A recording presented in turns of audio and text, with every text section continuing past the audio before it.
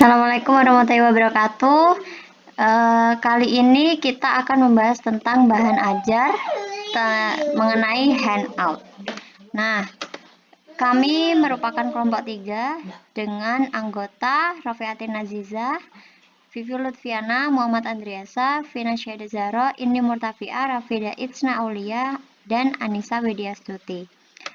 Pada bahan ajar yang kami sajikan yaitu handout akan membahas tentang yang pertama pengertian, yang kedua fungsi, tujuan, kemudian jenis, karakteristik, dan struktur. Nanti juga akan dicontohkan dengan contoh-contoh mengenai handout. Di sini saya akan menjelaskan pengertian handout. Pengertian handout menurut beberapa ahli. Yang pertama, menurut Eccles dan Shadili tahun 1996 mengartikan bahwa handout adalah sesuatu yang diberikan secara gratis. Yang kedua, menurut Muhammad 2010 memaknai handout sebagai selembar atau beberapa lembar kertas yang berisi tugas atau tes yang diberikan pendidik kepada peserta didik. Nah, handout itu diartikan sebagai segala sesuatu yang diberikan kepada peserta didik ketika mengikuti kegiatan pembelajaran.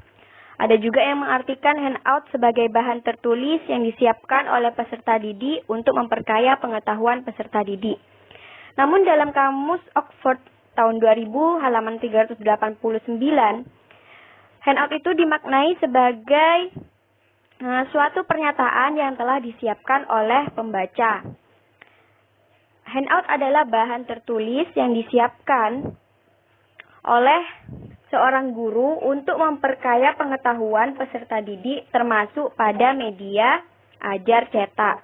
Nah, jadi di sini dapat disimpulkan bahwa handout itu bahan ajar atau salah satu contoh media pembelajaran yang dapat digunakan oleh guru dalam menyampaikan informasi atau materi pembelajaran kepada peserta didik secara ringkas dan tepat sasaran.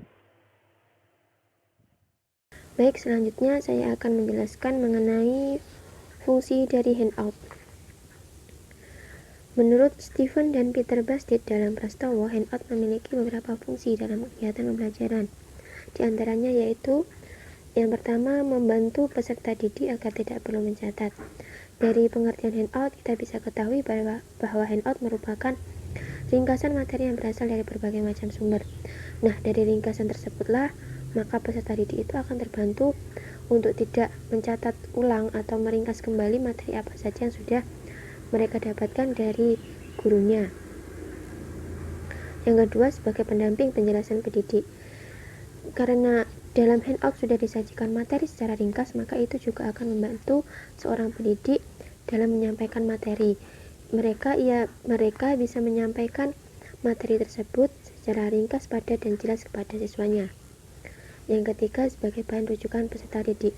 Karena tadi handout berisi dari berbagai macam sumber, maka handout juga berfungsi sebagai bahan rujukan tambahan untuk peserta didik ketika tidak ada materi yang disajikan dalam sebuah buku teks ataupun yang kurang ketika seorang guru menjelaskan materi tersebut. Yang keempat, memotivasi peserta didik agar lebih giat belajar.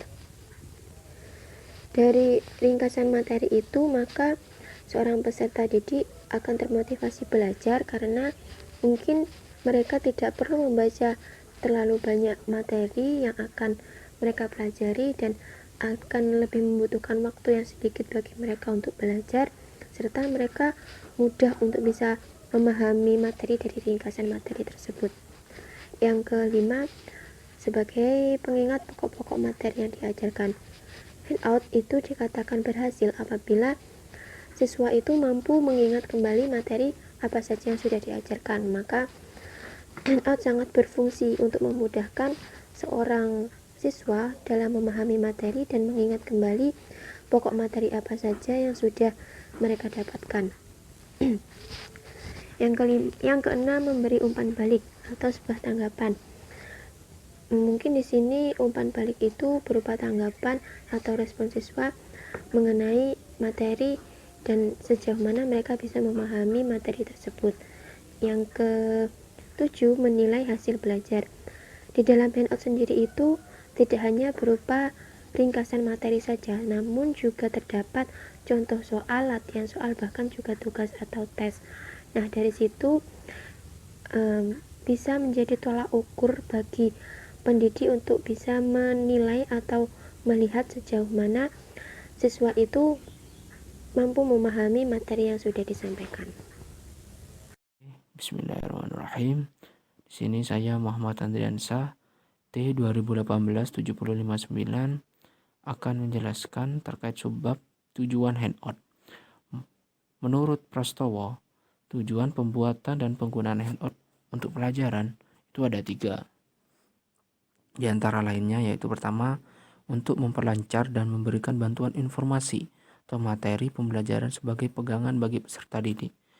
Kenapa? Dikarenakan handout itu kan berisikan media, atau handout itu kan media cetak, buahan ajar media cetak yang berisikan informasi-informasi. Nah, informasi itu agar tujuannya untuk memperlancar melakukan pembelajaran ataupun sebagai pegangan bagi peserta didik. Yang kedua yaitu untuk memperkaya pengetahuan peserta didik, karena handout itu berisikan informasi. Nah, sehingga handout itu dapat memperkaya pengetahuan peserta didik untuk dapat mempelajari, untuk dapat mengetahui hal-hal yang baru dalam materi itu. Nah, yang ketiga yaitu terkait untuk mendukung bahan ajar lainnya atau penjelasan dari guru. Tentu saja bahan ajar ini bisa sangat mendukung penjelasan dari guru, ataupun bisa mendukung bahan ajar yang lain seperti LKS atau buku paket. Nah, buku paket kan itu yang sangat tebal ataupun yang berisikan banyak, itu dapat diringkas atau dapat dipermudah lagi dengan dengan handout, di mana handout itu berisikan informasi-informasi atau ringkasan-ringkasan materi ataupun informasi-informasi yang yang penting bagi peserta didik untuk dapat dipelajari. Nah, mungkin itu saja dari tujuan handout yang dapat saya sampaikan. Assalamualaikum warahmatullahi wabarakatuh. Saya Vina Syaidi Zahro dengan NIM T 2018-7066.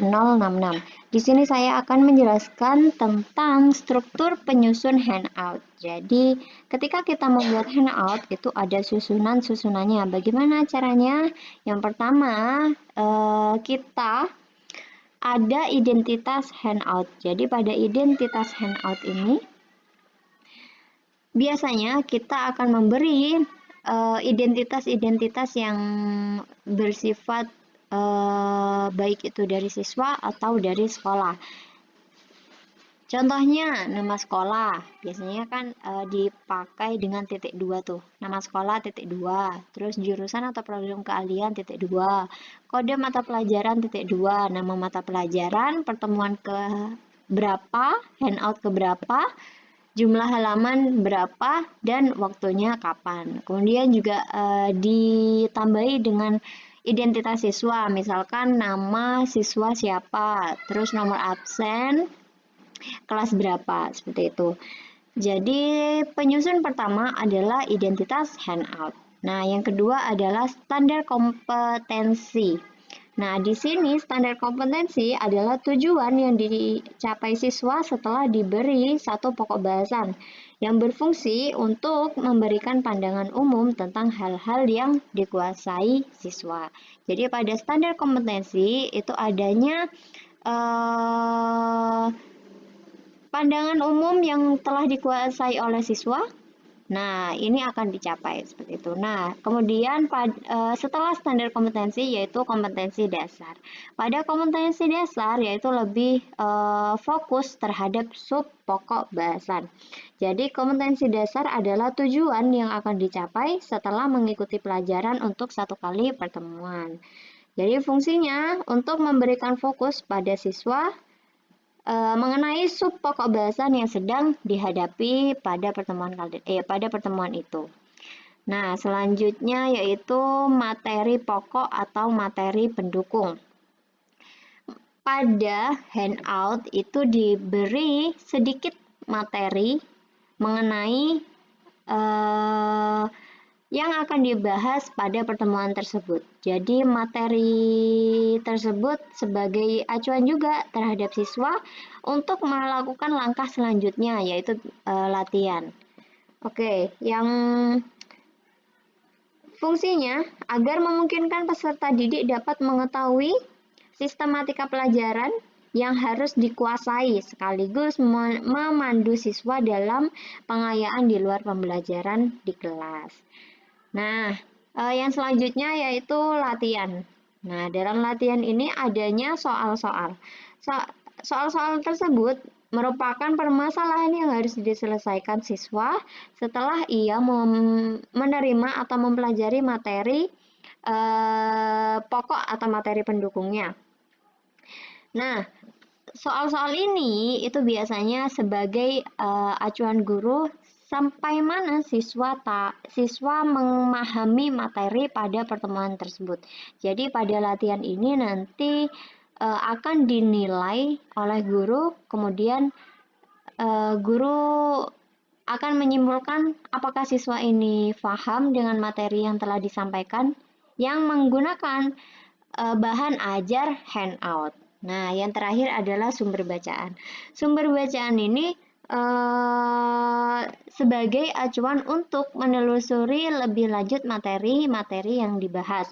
Jadi sumber bacaan ini sebagai acuan juga ketika siswa tidak memahami atau kurang memahami bagaimana cara menyelesaikan latihan pada handout tersebut. Contohnya itu LKS atau berupa buku paket seperti itu. Sekian, terima kasih. Piye, Pas? Sing abang apa sing biru? Sing biru. Assalamualaikum warahmatullahi wabarakatuh. Perkenalkan, nama saya Ini Murtafiah, NIM T20187069. Di sini saya akan menjelaskan tentang jenis-jenis handout. Berdasarkan karakteristik mata pelajarannya, handout itu dibagi menjadi dua, yaitu handout mata pelajaran praktek dan handout mata pelajaran non-praktek, di mana keduanya ini memiliki ketentuan-ketentuan yang berbeda. Untuk handout mata pelajaran praktek, dia memiliki ketentuan sebagai berikut. Yang pertama, dalam materi pokok kegiatan praktek, terdiri atas langkah-langkah kegiatan atau proses yang harus dilakukan oleh peserta didik, yakni langkah demi langkah dalam memilih, merangkai, dan menggunakan alat atau instrumen yang akan digunakan atau dipasangkan dalam unit atau rangkaian kegiatan praktek.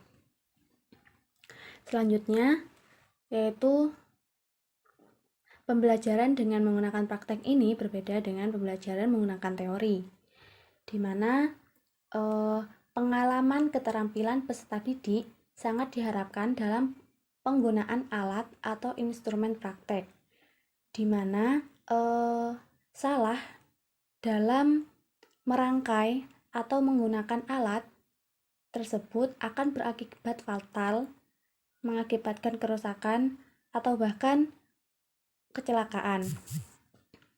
Selanjutnya yaitu perlu dilakukannya pretest terlebih dahulu sebelum peserta didik memasuki ruangan laboratorium atau bengkel, atau untuk mengetahui sejauh mana peserta didik telah siap dalam segala hal yang dilakukan dalam praktek tersebut. Selanjutnya yaitu penggunaan alat evaluasi sangat diperlukan dan melihat tingkat ketercapaian tujuan, serta kompetensi-kompetensi yang harus dikuasai dan dicapai oleh setiap peserta didik. Selanjutnya, keselamatan kerja di laboratorium atau bengkel perlu dibudayakan dalam kegiatan praktek, baik di laboratorium maupun bengkel. Dan yang terakhir yaitu format identitasnya sesuai dengan penjelasan sebelumnya, sedangkan isi handout itu sendiri disesuaikan dengan kekhususan materinya. Yang kedua yaitu handout mata pelajaran non-praktek. Untuk handout mata pelajaran non-praktek itu ketentuannya sebagai berikut. Yang pertama yaitu dalam penyusunannya menggunakan SAP atau Satuan Acara Pembelajaran sebagai acuan. Untuk format handout-nya itu sendiri bebas, bisa slide, transparansi, atau paper-based, dan dapat berbentuk kalimat, tetapi berbentuk kalimat singkat atau skema dan gambar. Tidak perlu menggunakan header atau footer untuk setiap slide. Cukup halaman pertama saja yang menggunakannya. Dan yang terakhir yaitu untuk isi atau kontennya, handout terdiri atas overview materi dan rincian materi. Mungkin hanya itu yang dapat saya sampaikan, kurang lebihnya saya mohon maaf. Wassalamualaikum warahmatullahi wabarakatuh. Assalamualaikum warahmatullahi wabarakatuh. Saya Anissa Widyastuti, NIM T2018-7078, yang akan membahas tentang karakteristik handout. Di sini karakteristik handout itu terdiri dari 3 karakteristik. Yang pertama, karakteristik yang harus dimiliki oleh handout adalah padat informasi dan dapat memberikan kerangka pemikiran yang lebih utuh. Terus untuk karakteristik yang kedua, sebagai media pengajaran, penjelasan yang lebih rinci tentang isi handout masih harus diberikan oleh guru yang mengadakan pembelajaran. Maksudnya di sini tuh kita tidak harus berpacu pada isi handout, tetapi guru masih harus memberikan penjelasan mengenai materi yang akan dibahas pada hari itu. Terus karakteristik yang terakhir, handout diberikan pada awal atau sebelum pelajaran dimulai dan merupakan catatan tambahan bagi siswa. Sekian penjelasan dari saya.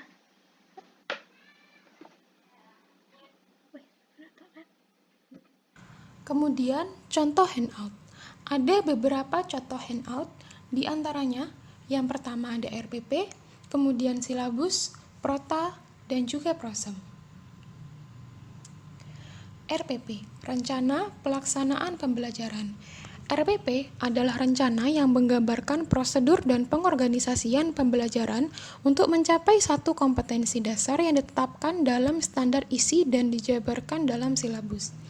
Komponen RPP diantaranya identitas mata pelajaran, standar kompetensi, kompetensi dasar, indikator pencapaian kompetensi, tujuan pembelajaran, materi ajar, alokasi waktu, metode pembelajaran, dan yang terakhir kegiatan pembelajaran.